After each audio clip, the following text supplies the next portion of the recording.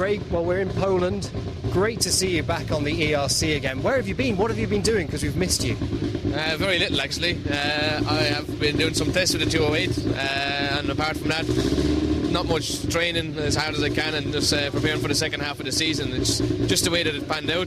This rally was pushed on, and San Marino was obviously cancelled, so it just left a really long break.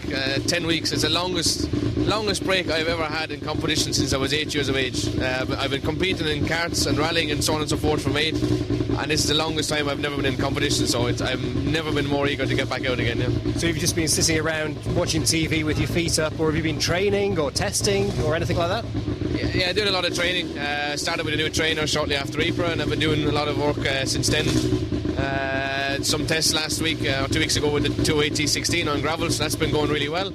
And apart from that, not much else. Catching up, but I suppose I've been catching up what's happened over the last 2 or 3 years, really, because I've never had much time to sit down and relax, because between end of season and the start of the new season, usually it's only 3 or 4 weeks, and you're trying to get everything together. So this was the first proper time I had to sit back and relax and take stock of what's happened. So it's been some good days and bad days, but I'm looking forward to get back in it now. Yeah. Speaking of that, getting back into it as well, you've been showbizly dropped by Paul Nagel, who's been sitting alongside you for most of this season. Yeah. So what happened? Did he phone you up and said, that's it, I'm off? Yeah, he was really ignorant. He just sent a text message, 3-word text message, and that was it. I heard no more. So, no, he was obviously picked up by Andreas to go and co-drive with himself in Australia, and all power to him. It's a fantastic program. I can't say that what I'm doing is better. It's in one of the best teams in the manufactured car in the World Championship, so all power to him. When he called me and told me what was happening, he was in mixed opinions of what to do, and I said, you know what, Paul, just go for it. It's once in a lifetime, and I wish him all the best. Well, I think it's come out all the best anyway, because you've been replaced, or he's been replaced with the lovely Lara, who's sat alongside you in the co-driver's seat. How did that matchmaking experience come together? It was a mixture of people, really. I was obviously knocking on many doors, thinking of what way to go, and Kim Vatanen, my manager, it was actually he recommended to bring Lara. She'd obviously done quite well with Brian in Ypres, and she's been doing lots of bits and pieces over the years with various different experienced drivers. So the biggest challenge for me was to try and find a native English-speaking co-driver, because my notes are very, very difficult, but Lara's doing a tremendous job so far. Even as I said, for a native English-speaking person, they are very difficult. So hats off, she's doing a great job for the moment. Yeah. And with a thick Irish accent as well that we all understand. But how does Lara get her ears around talking to you and understanding that? I'm shocked. I actually have no idea how she understands, because in the beginning I was trying to speak, really slowly and trying to emphasise every word. And she said, no, I understand. And I really started to kind of take the piss out of it then and speak like I would at home. And still she understood some. No, I'm really, really shocked. She's very, very comfortable with different languages and obviously different stupid, weird accents. So she's doing a good job.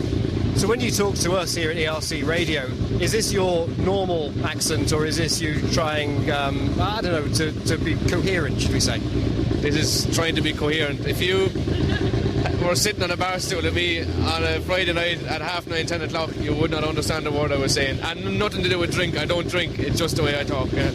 Lara, you sat alongside Craig Green for this. It's great to see you back on the ERC as well. We've seen you in rallies over the years. But what's it like understanding him then? Has it taken much adjustment, or have you been able to sit straight into there and get on with it?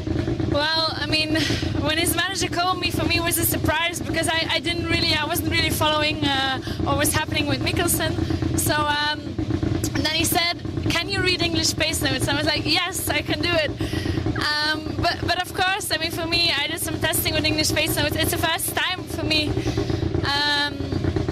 But I just watched a lot of onboards, trying to understand the note system, and actually what I'm doing is just trying to copy Garrett and trying to copy Paul.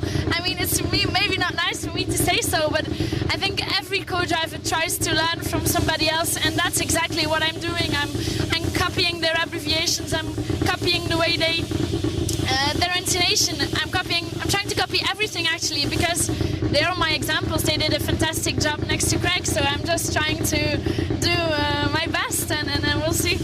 And looking at the stages here in Poland, it's very, very tough out there on the recce. It's just rutted up with a heavy rain and so on. Have you started with pace notes afresh, or have you borrowed some from someone else before? How does that work?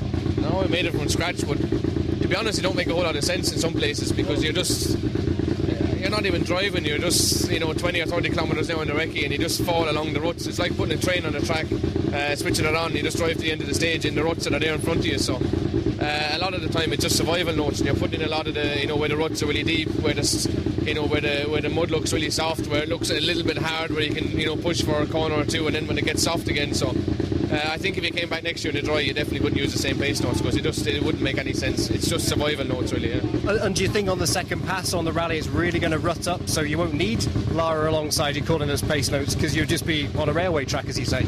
I honestly, at the moment, I can't see how it could be possible to drive on the second pass.